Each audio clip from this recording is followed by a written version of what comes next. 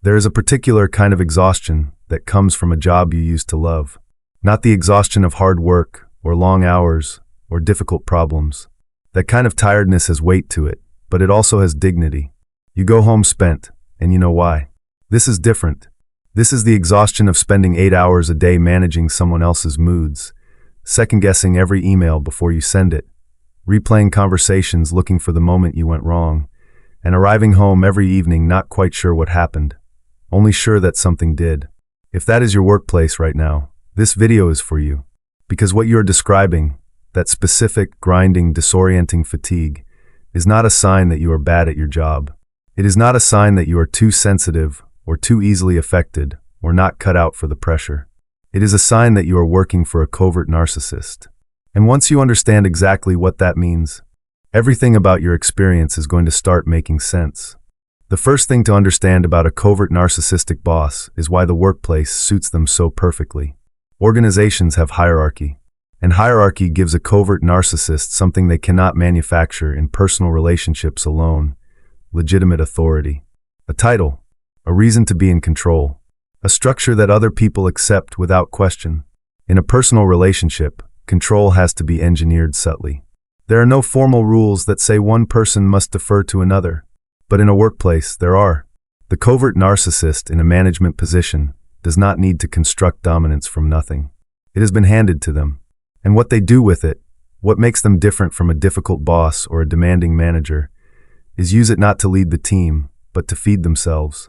Because this is the core truth about narcissistic supply in a workplace context. The team becomes the source.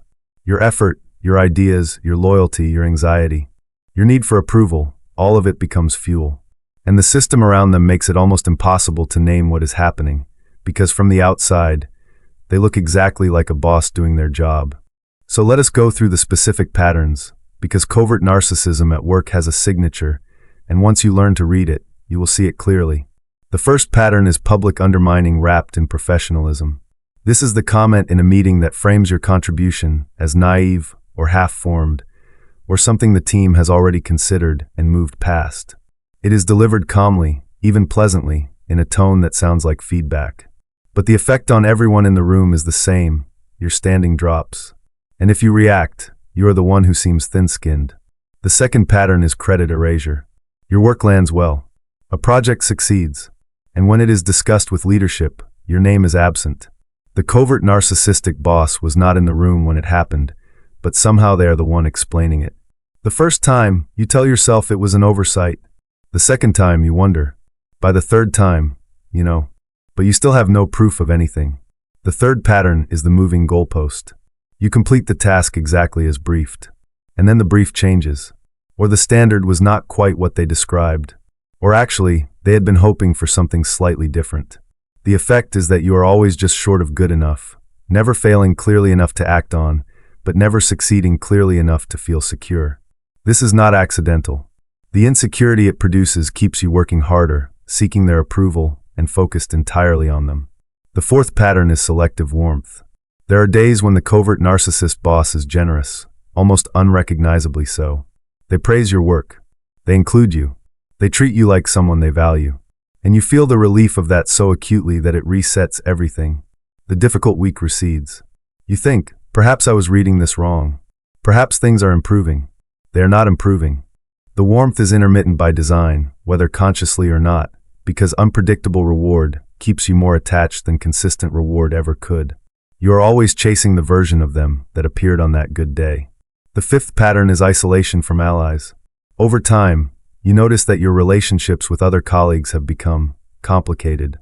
People who used to be warm seem guarded. You are left out of conversations you used to be part of. And when you try to understand why, you find that the covert narcissist has been quietly at work, not through dramatic confrontation, but through small, ongoing impressions managed over time. A word here, a look there, an anecdote that positions you as difficult or unreliable or someone who does not quite fit. By the time you notice the isolation, it is already established. Here is the question that people on the outside always ask: why not simply leave? And it is a fair question. Until you understand what the dynamic actually does to you, the first thing it does is make you doubt your own assessment. Because a covert narcissist does not create a workplace that is obviously toxic. There are good days. There are moments of genuine productivity. There are times when you receive real recognition and you think, maybe the problem is me. Maybe I am too sensitive. Maybe I am not performing at the level they need. That self-doubt is not a weakness in you. It is a direct result of the environment. The inconsistency is the mechanism. Consistent cruelty is legible. You can name it and act on it. Inconsistency keeps you permanently in a loop of analysis, trying to identify the variable that explains your experience. And the loop is exhausting, and it takes up the exact cognitive space you would otherwise use to decide to leave. The second thing the dynamic does is attach your professional identity to their approval. Over time, and this happens gradually, invisibly, your sense of whether you are good at your job becomes tied to whether this particular person thinks you are good at your job. So leaving does not feel like escaping a difficult boss. It feels like running away from an unresolved verdict. You want to prove yourself before you go. You want to land the project. You want the moment of clear recognition that will tell you the problem was never you. That moment will not come. Not from them. And waiting for it is the trap. This section matters because what is happening in your body is as important as what is happening in the office. When you work for a covert narcissist, your nervous system learns to treat the workplace as a threat environment. Not because anything dramatic is happening, but because the unpredictability is chronic. You never know which version of your boss is going to walk in. You never know whether today's meeting will be fine or destabilizing. You cannot read the signals clearly enough to relax. And so you do not relax. You remain alert. Over weeks and months, that alertness becomes your baseline. You start monitoring their mood before you can focus on your work. You read their tone in emails before you process their content. You track their body language in meetings the way you would track a weather system, looking for signs of what is coming. And then you take all of that home. You check your phone after hours because the anxiety does not switch off when you leave the building. You have the conversations again in the shower. You wake at 3 a.m. turning over what was said. Your body is in your living room, but your nervous system is still at your desk. That is not oversensitivity. That is a physiological response to sustained psychological unpredictability. It is what prolonged exposure to this kind of environment does to people who are functioning, capable, and entirely sane.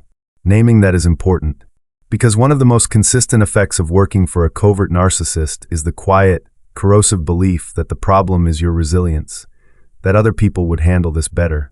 They would not. They are simply not in it. Now let us talk about what you can actually do, starting with the most important practical step. Document everything.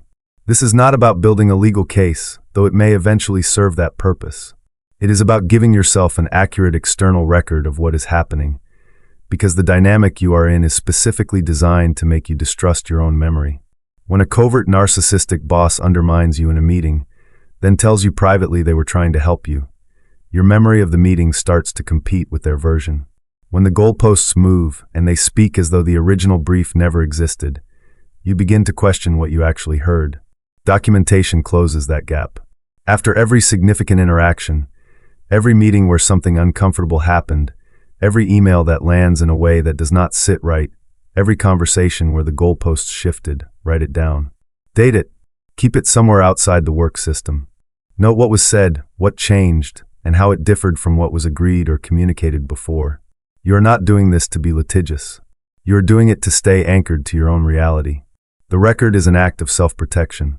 And over time, it will show you patterns that are impossible to dismiss, because patterns written down and dated have a clarity that no amount of reframing can dissolve.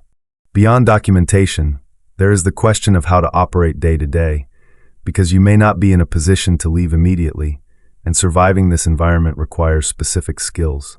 The first skill is reducing the information you give them. Covert narcissists are attentive to vulnerability.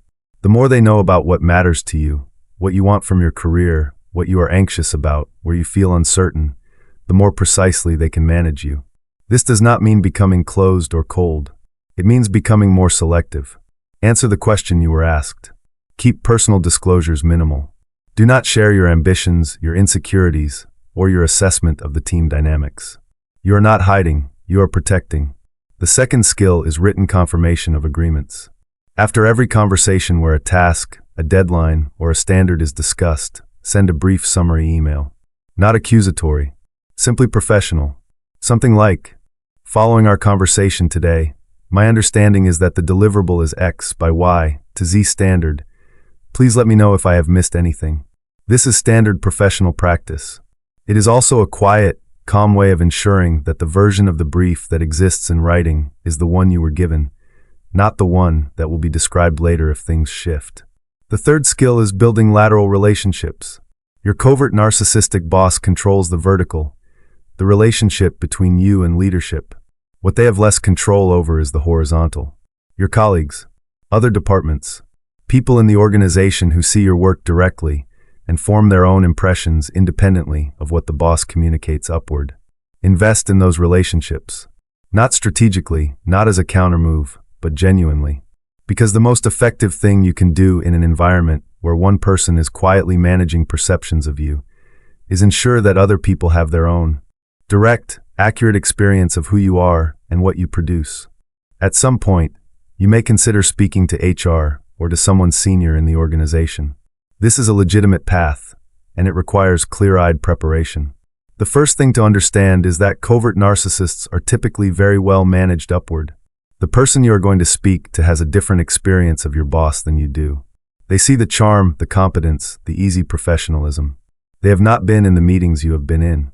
They have not read the emails between the lines the way you have. This does not mean the conversation is pointless. It means the conversation needs to be precise.